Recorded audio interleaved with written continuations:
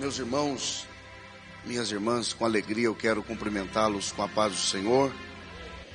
Eu quero manifestar aqui, antes de ler a palavra do Senhor convosco, a minha alegria e minha gratidão a Deus pela oportunidade que Ele me dá de estar aqui.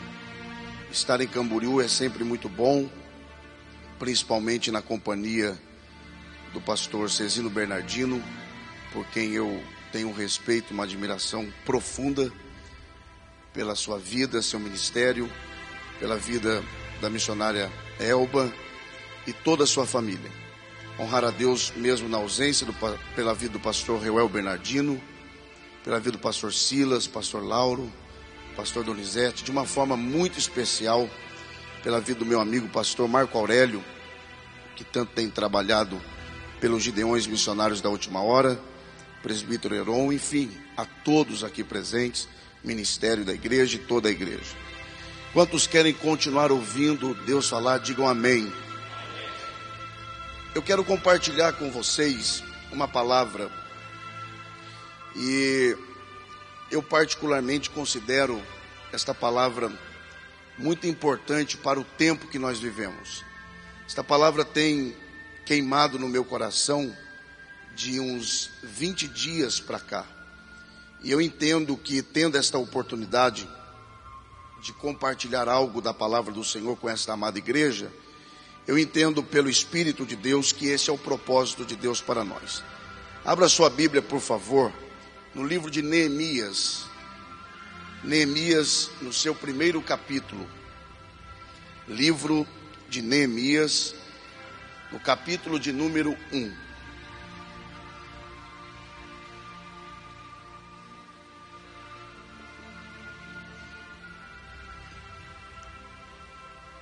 Neemias capítulo 1, e vamos ler os primeiros 4 versículos, do versículo 1 ao versículo de número 4.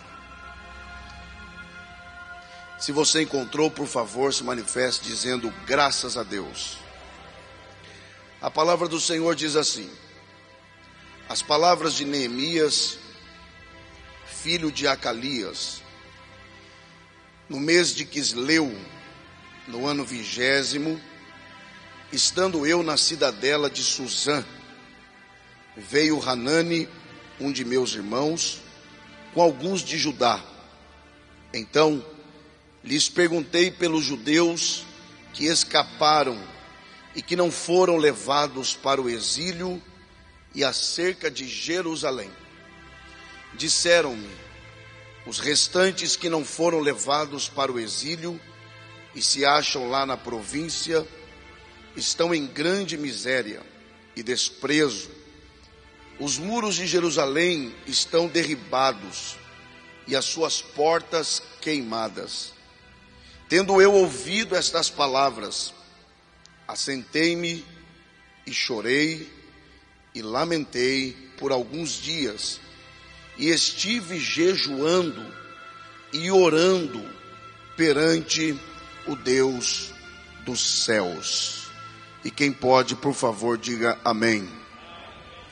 Meus irmãos, eu quero iniciar a exposição da palavra do Senhor nesta noite, reconhecendo que nós estamos diante de uma porção bíblica e sagrada, que é de conhecimento de praticamente todos aqui.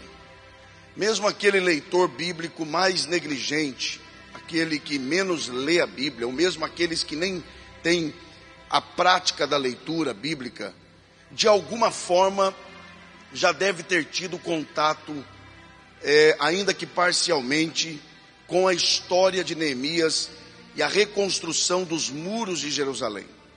Eu reconheço também que ao longo da história da igreja, muitos pregadores já nos trouxeram grandes lições na vida de Neemias, no perfil da sua liderança, na forma como Deus o usou para disseminar um avivamento religioso, espiritual, social e político no povo de Jerusalém. E eu reconheço que muitas mensagens maravilhosas já foram pregadas dentro desse texto. Mas eu reconheço também que Deus sempre pode nos ensinar alguma coisa a mais. E nós estamos diante de parte de uma história extraordinária, que requer de nós, em primeiro lugar, muita atenção. Em segundo lugar, um sentimento de seriedade, para encararmos o perfil do problema que estava acontecendo naquela época. Nós temos aqui alguns acontecimentos. A Bíblia vai nos informar que nesse período do tempo da história, em que muito tempo já havia se passado, quando os judeus já tinham tido autorização para retornarem a Jerusalém e reconstruírem a cidade. No entanto, mesmo com essa autorização, a Bíblia vai nos informar que a cidade de Jerusalém estava parcialmente reconstruída. E quando Neemias recebe a visita de seu irmão Hanani, junto de outros judeus que vieram de Jerusalém, e sabendo que eles vieram de Jerusalém, Neemias viu a oportunidade de saber como estavam as coisas em Jerusalém. E ele vai perguntar, e é algo interessante, simples, porém interessante, que Neemias não pergunta primeiro pela cidade. Neemias primeiro pergunta pelas pessoas. Porque Neemias, ele valorizava mais as pessoas do que as coisas. Neemias vai demonstrar interesse pelo bem-estar do seu povo e depois pelo bem-estar da cidade em si. Neemias vai perguntar e algumas informações vão ser dadas. E as informações são basicamente 3. A primeira informação que Neemias recebe desses homens é de que o povo que morava em Jerusalém estavam vivendo de 2 maneiras. A primeira, de forma miserável, e a segunda, de forma desprezível. Em outras traduções vai dizer em opróbrio. O fato é que a situação do povo de Jerusalém era uma situação de miséria. A segunda informação que eles vão ter é de que os muros da cidade estavam derribados, e a terceira informação é de que as portas estavam queimadas. Quando nós encaramos esta realidade, povo em miséria, portas queimadas e muros derribados, nós vamos começar a buscar entender o que é que isso significava para aquele tempo. Porque dentro da nossa cultura, do lado de cá do mundo, principalmente nos tempos que nós vivemos, não é normal nós vermos cidades muradas e nem cidades com portas. E por isso às vezes passamos desapercebidos e não questionamos e não buscamos saber o que é que isso significava para aquele tempo. Só para os irmãos terem uma ideia rápida do que estava acontecendo, do que significava aquele problema apresentado a Neemias por esses homens.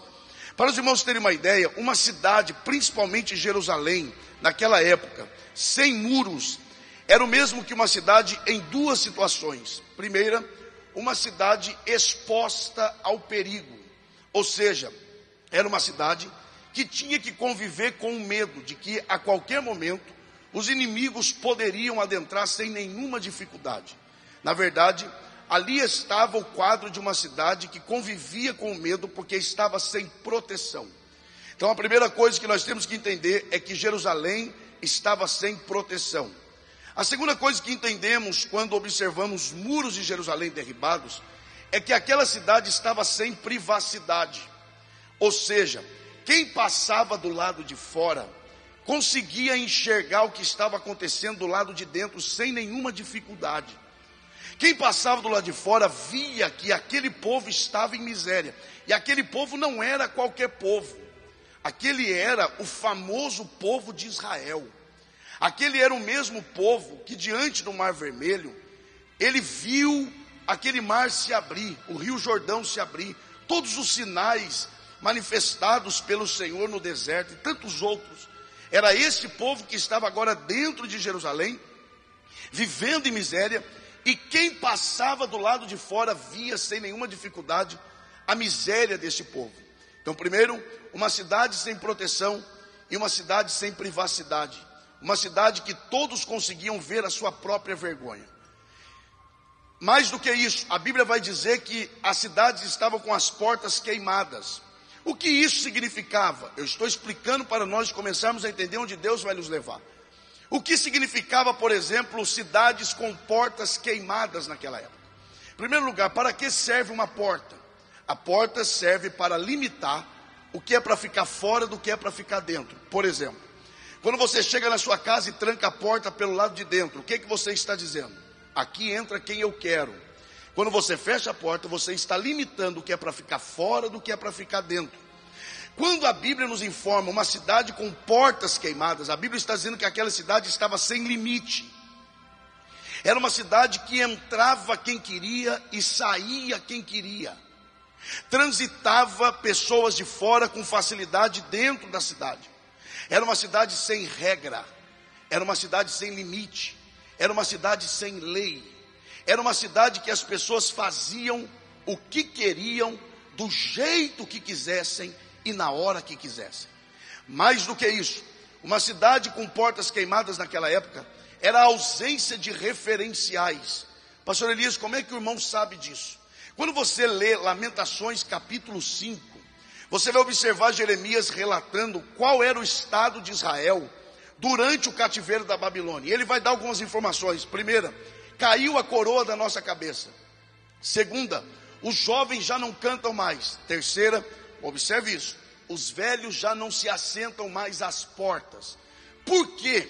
Porque havia uma tradição judaica dos anciãos se assentarem às portas. Para quê? Para servirem de referenciais, observe bem, e exemplos para os mais novos.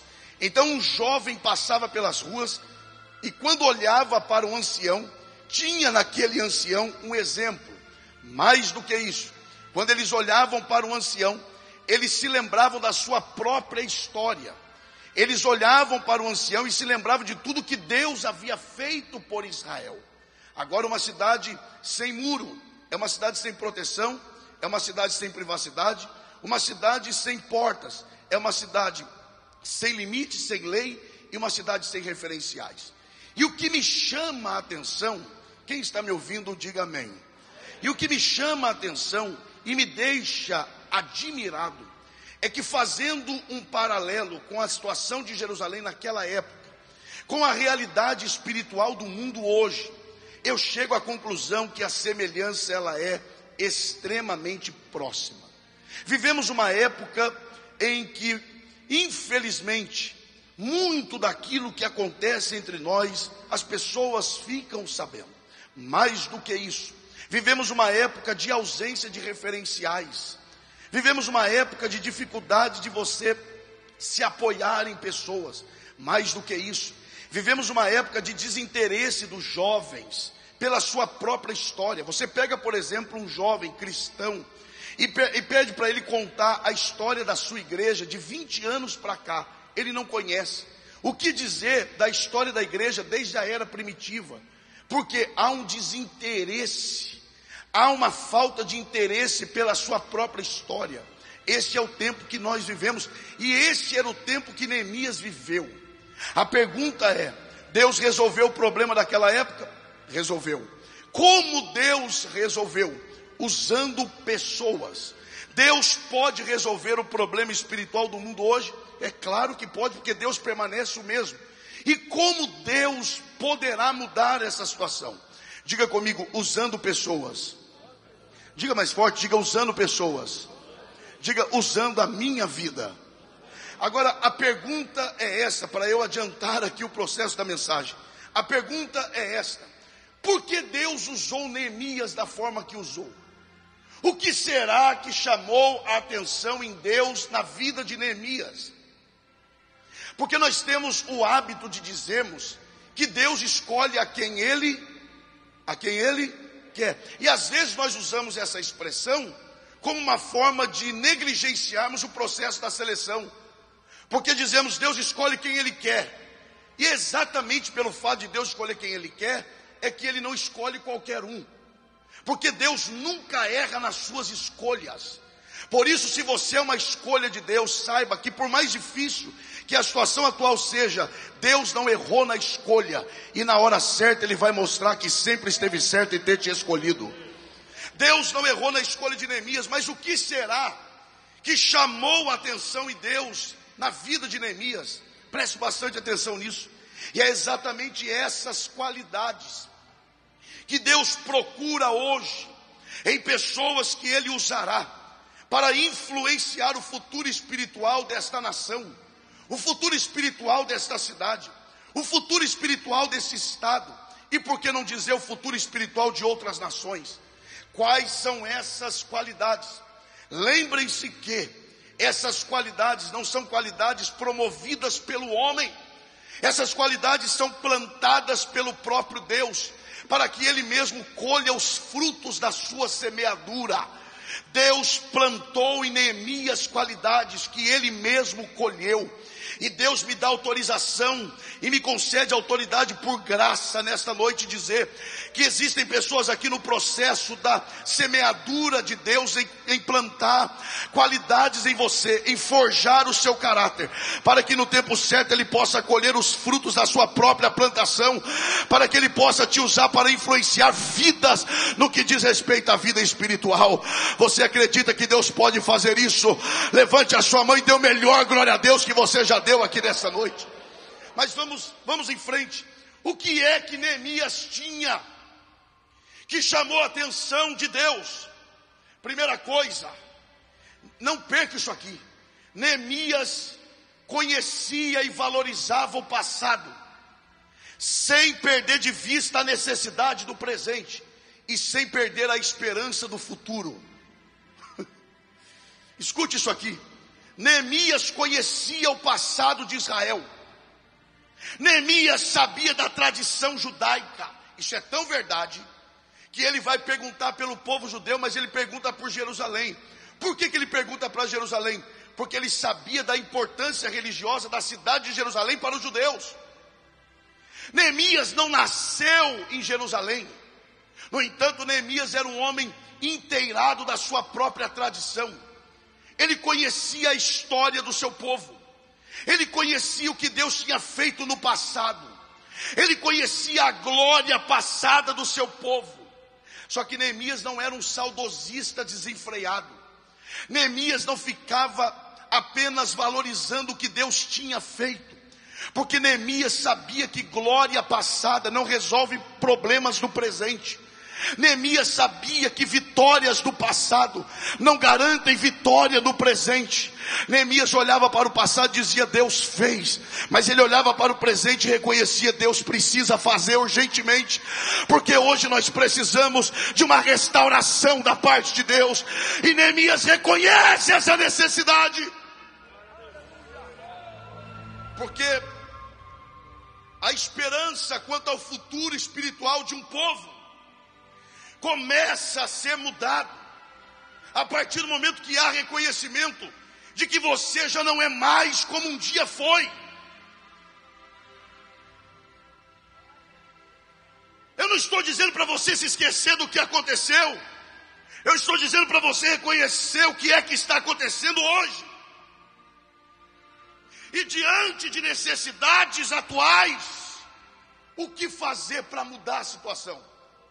Aí me vem, pastor Cezino, uma história que eu acho extraordinária. Isaac está num lugar, e a Bíblia vai dizer que tudo, isso é antigo, ó, tudo que ele colocava a mão, prosperava. E aí, porque tudo que ele colocava a mão prosperava, chegou uma turminha nele e falou assim: ó, ainda bem que eles eram sinceros, disseram assim: sai daqui, porque o que você faz dá certo, e você já está sobrando entre nós. Aí mandaram ele embora. Aí ele pegou a turminha dele, a família, pegou o rebanho dele e foi embora. Acompanhe o raciocínio. Aí ele vai chegar na terra dos filisteus, numa cidade chamada Gerar.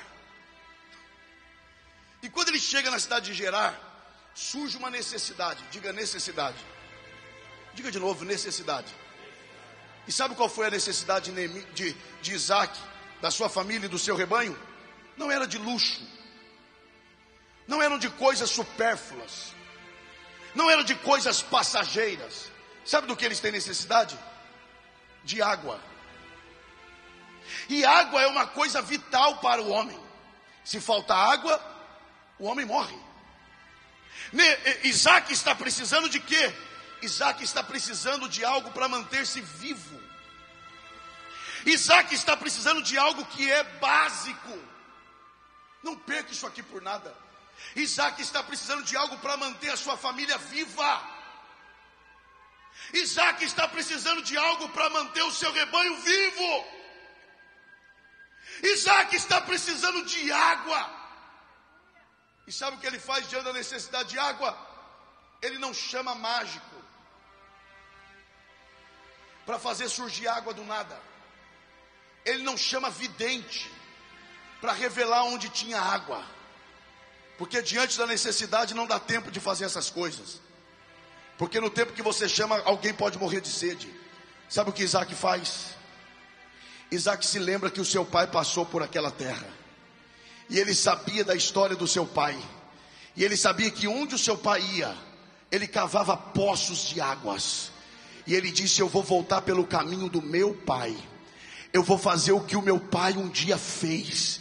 E eu sei que Deus vai honrar a minha atitude. Eu vou praticar as obras do meu pai. Eu vou praticar as primeiras obras. E Deus vai mandar água. Sabe o que a igreja brasileira precisa? A igreja brasileira não precisa de inovações, de criações humanas. A igreja brasileira precisa voltar às primeiras obras, a praticar as primeiras coisas, voltar a orar, voltar a ler a Bíblia, voltar a consagrar. Quem entende a voz de Deus, adore ao Senhor Jesus. Oh, glória! Oh, glória! Levante uma de suas mãos aos céus e diga: a igreja do Senhor. Diga como igreja, diga: a igreja do Senhor não precisa de criações humanas. Diga: a igreja do Senhor precisa voltar às primeiras obras. Precisa voltar a orar como um dia orou.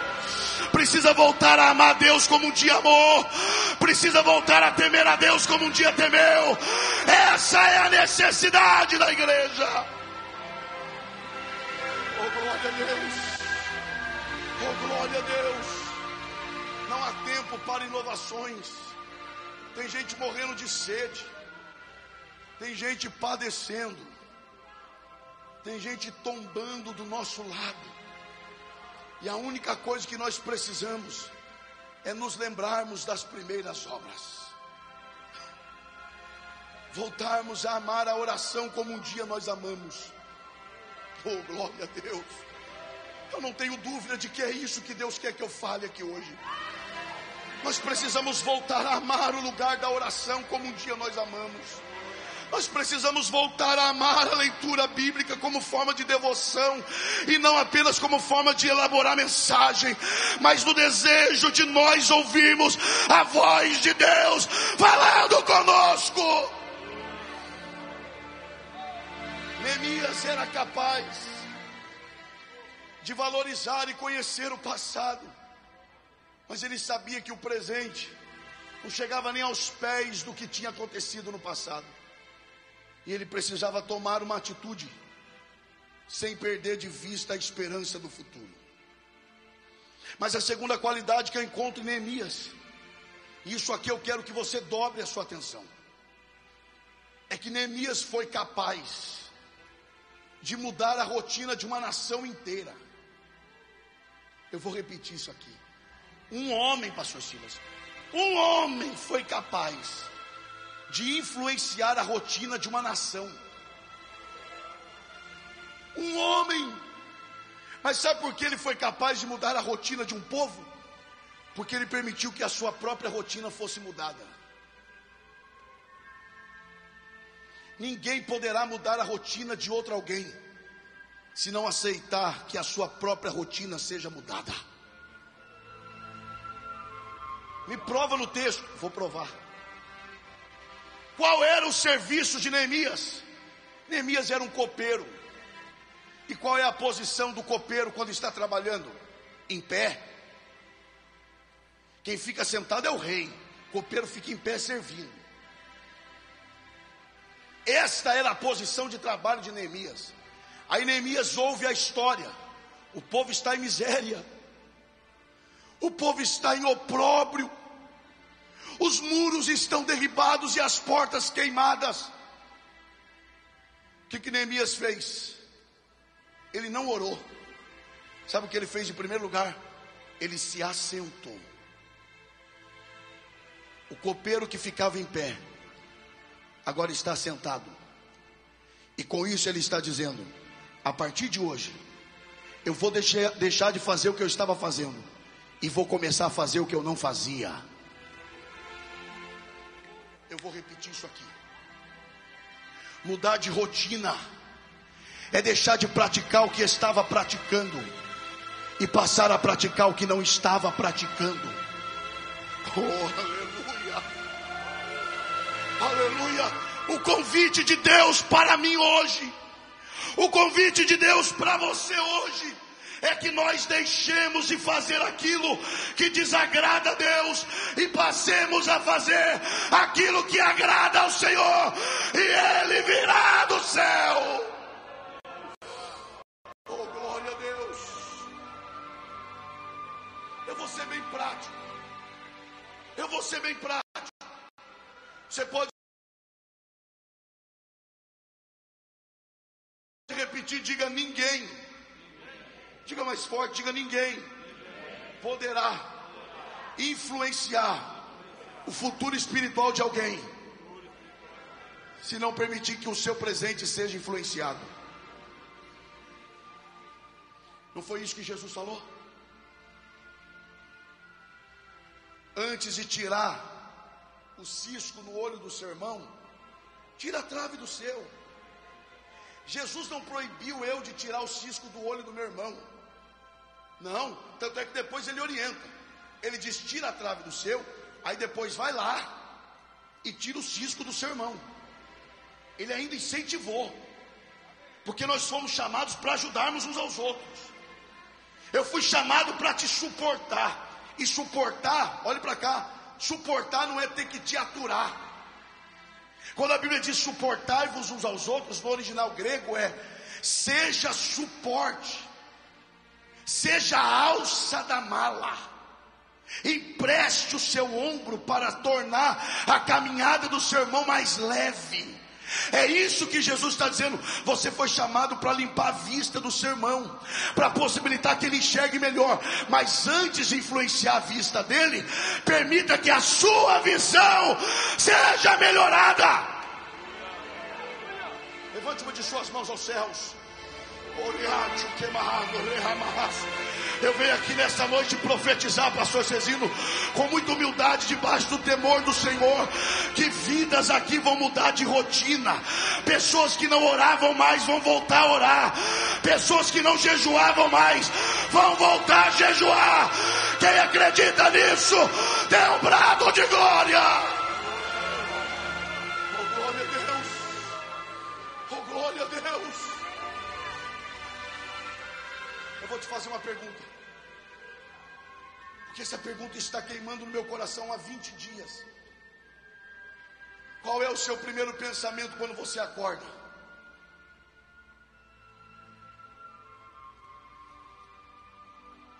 O seu primeiro pensamento determina qual é a sua prioridade de vida. Se o meu primeiro pensamento é a minha chamada, significa que eu valorizo a minha chamada como prioridade. Se a primeira coisa que eu penso são nas almas que estão caminhando para o lago de fogo, significa que eu estou pensando como Jesus pensa. Mas se quando eu acordo o primeiro pensamento é eu preciso resolver problemas, significa que você está deixando Deus de lado e você está fazendo de si mesmo o seu próprio Deus. Mas Deus me traz aqui hoje. Eu vim ver meus amigos, eu vim estar com o pastor Cezino. Eu não vim na expectativa de pregar, de verdade. Mas eu entendo que o propósito de Deus para nós hoje é repensar qual tem sido o seu hábito de vida diária. Quantas vezes você ora por dia? Quantas vezes você lê a Bíblia por dia? Quantas vezes você pede para Deus te guardar do pecado durante o dia? Quantas vezes você pensa no céu durante o dia? Quantas vezes você pensa no arrebatamento durante o dia? Quantas vezes você pensa na sua vida espiritual durante o dia? Deus está nos convidando a deixarmos de fazer aquilo que é passageiro e a começarmos a investir naquilo que é eterno, naquilo que o tempo não apaga. Quem deseja isso? Eu desejo. Oh glória, oh glória. Mas deixa eu adiantar. A terceira qualidade de Neemias que eu encontro aqui no texto é que Neemias estava no lugar certo e na hora certa. Diga lugar certo e hora certa. Não me tenha como repetitivo, mas diga de novo, lugar certo e hora certa. Agora, escute isso. Estar no lugar certo e na hora certa significa que você terá que conviver com a incompreensão de algumas pessoas. Porque eu fico imaginando, quando chegou a notícia em Jerusalém, de que o copeiro do rei Neemias, de que Neemias, o copeiro do rei, seria aquele que lideraria a reconstrução dos muros de Jerusalém. Vocês acham que nenhum judeu levantou lá e falou assim: quem? Neemias? Neemias nasceu no palácio. Neemias mora no palácio, dorme no melhor lugar, come a melhor comida. O que Neemias conhece de miséria? O que Neemias conhece de necessidade? Neemias não tem autoridade para mudar a nossa situação. Você acha que ninguém pensou assim? É claro que pensou.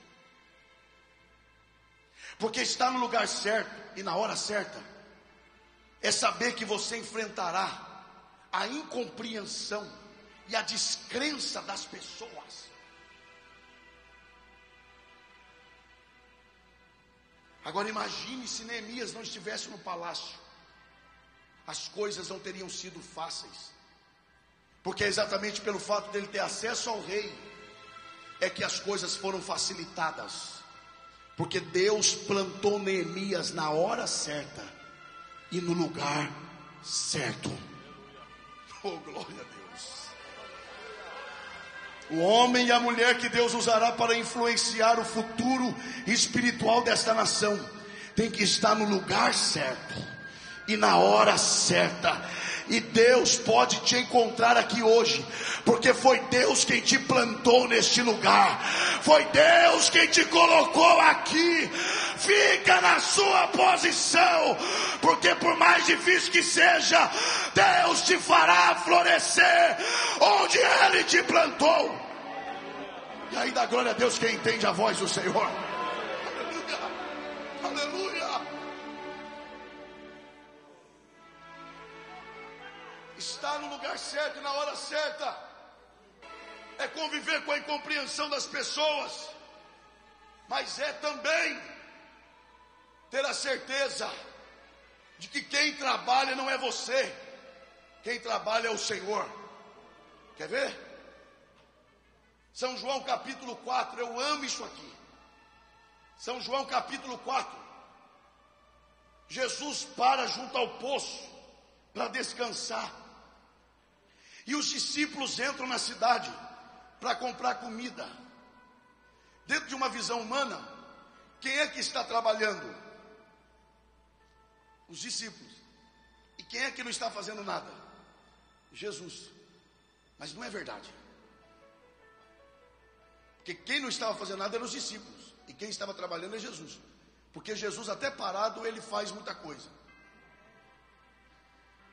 Porque os discípulos andaram dentro da cidade, compraram, venderam e não trouxeram uma pessoa para Jesus. Jesus sentado conversou com uma mulher, e dessa conversa ele trouxe a cidade toda para conhecê-lo. Porque está no lugar certo e na hora certa e na posição certa é a certeza de que quem está trabalhando é Deus. E aí você não precisa fazer tanto esforço, porque quem faz é Ele. Oh, glória a Deus. Deus me traz aqui essa noite para dizer a você: fica em paz, Fica tranquilo, por mais que a terra pareça ser difícil, mas se foi Deus que te plantou, Ele te fará florescer. Quem entende a voz de Deus, adore a Ele. Oh glória, eu tenho que falar isso aqui. Diga comigo, a honra. Diga mais forte, isso aqui eu quero que vocês falem mesmo. Diga, a honra não está no lugar que eu estou, e nem para quem eu prego.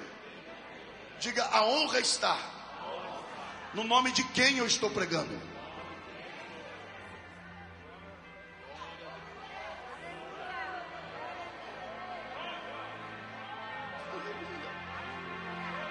Eu vou fazer você entender pela palavra que você nasceu na hora certa, você nasceu na casa certa, você está na cidade certa, porque foi Deus quem te plantou, e é aí que Deus te fará florescer e influenciará outras pessoas.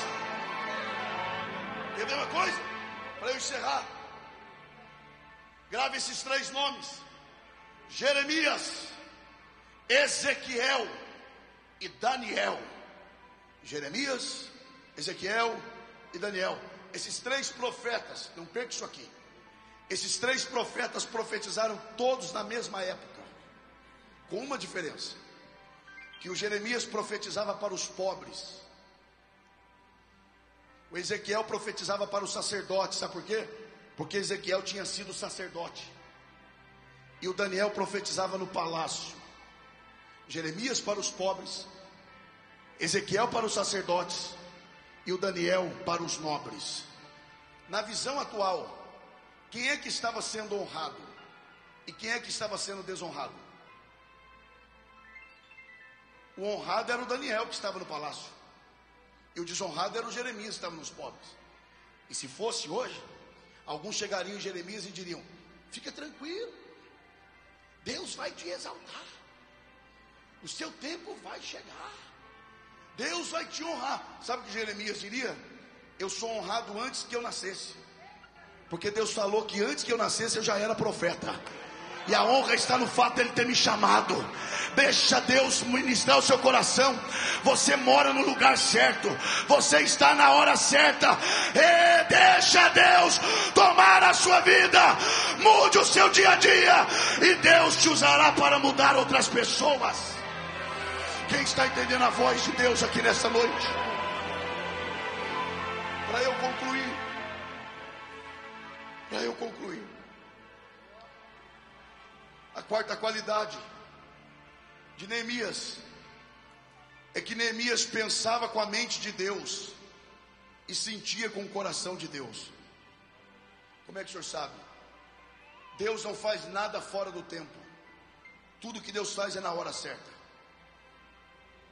E se a reconstrução dos muros aconteceu, é porque o tempo tinha chegado. E quando Neemias soube da situação de Jerusalém, a mente dele trabalhou dizendo: é hora da reconstrução. E ele entendeu que era a hora, sabe por quê? Porque Deus tinha determinado que era a hora. Ele pensava com a mente de Deus. E o que ele faz quando sabe da situação? Ele senta, e depois de sentado ele não ora, depois de sentado ele chora. Depois que ele chora, ele lamenta. Depois que lamenta, ele jejua.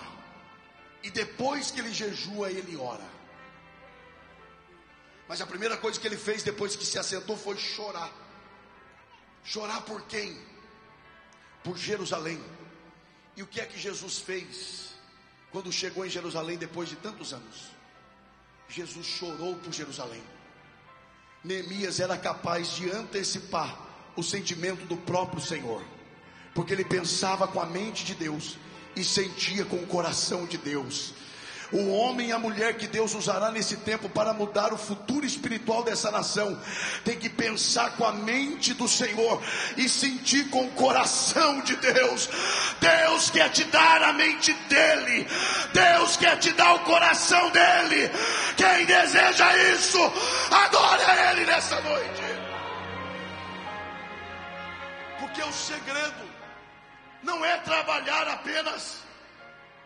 O segredo é trabalhar no que Deus está trabalhando. Porque a pior coisa que tem é alguém dizer que está trabalhando para Deus, quando na verdade nem Deus está trabalhando naquilo que Ele diz que está trabalhando.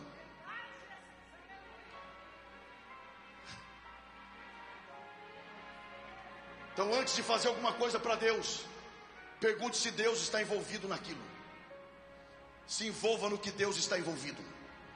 Deus não está envolvido em coisas, Deus está envolvido com pessoas. E cada tempo Deus trabalha num lugar, e Deus quer te mostrar onde é que Ele está trabalhando para você trabalhar com Ele. Oh, aleluia. É por isso que Deus falou para Jonas: levanta-te e vai para Nínive. E Jonas foi para Tarsis. Deus não amava Tarsis? Amava. Então por que Deus forçou Jonas a ir para Nínive? Porque quando Deus disse vai para Nínive, sabe o que Deus estava dizendo? Vai para lá porque eu estou indo para lá. Eu não quero que você fique pregando sozinho onde eu não estou. Eu quero que você trabalhe naquilo que eu vou trabalhar. Porque se você pregar onde eu não estou trabalhando, você vai pregar 1000 sermões e não vai ganhar uma vida. Mas se você trabalhar onde eu estou trabalhando, você vai pregar um sermão e 120.000 vai se converter. Porque onde Deus trabalha, a coisa acontece. Quem entende a voz de Deus, levante a sua mão e dê um brado de glória. E que Deus nos abençoe hoje e sempre. Amém. Aleluia.